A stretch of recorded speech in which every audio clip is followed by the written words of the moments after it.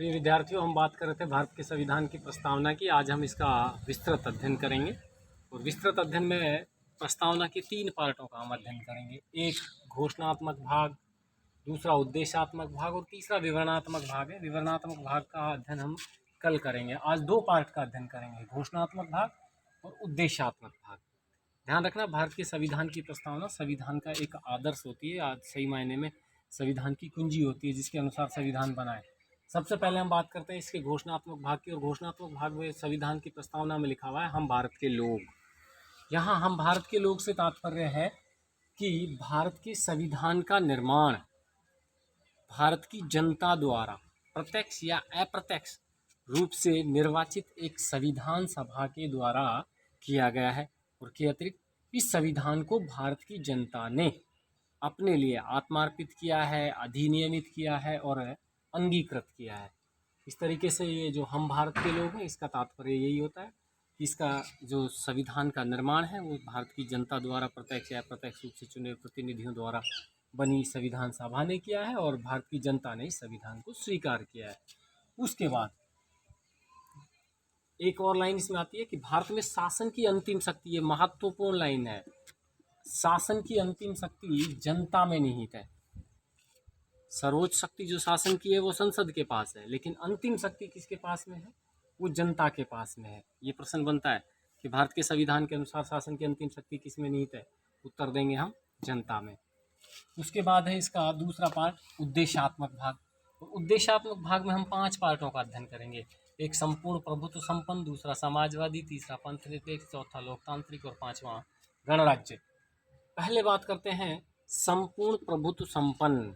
मैंने पहले बताया कि राज्य के 4 अंग होते हैं, निश्चित भूभाग, जनसंख्या, सरकार और संप्रभुता। यहाँ संपूर्ण प्रभुत्व संपन्न का अर्थ ये है कि भारत जो है जब से उसका अपना अलग से संविधान बनाया, अर्थात हम आज़ाद हो गए हैं, तब से आंतरिक और बाह्य दोनों रूप से पूर्णतः स्वतंत्र है। अर्थात कोई भी दूसरा देश उसके ना तो आंतरिक मामलों में ना बाह्य मामलों में किसी भी प्रकार का हस्तक्षेप नहीं कर सकेगा। अर्थात हम अपने लिए विदेशी नीति का निर्धारण करने के लिए और देश की सीमाओं के अंदर शासन करने के लिए पूर्णतः स्वतंत्र हैं। उसके बाद समाजवादी। मूल संविधान जो था उसकी प्रस्तावना में 42वें संविधान संशोधन 1976 के द्वारा समाजवादी शब्द को जोड़ा गया है। समाजवादी शब्द को जोड़ने का मूल उद्देश्य है कि देश के गरीब लोगों को आर्थिक लाभ पहुंचाना, और इसका जो एक सबसे महत्वपूर्ण उद्देश्य है वो देश में व्याप्त आर्थिक विषमता को कम करना। ये महत्वपूर्ण लाइन है इसमें, आर्थिक विषमता को कम करना।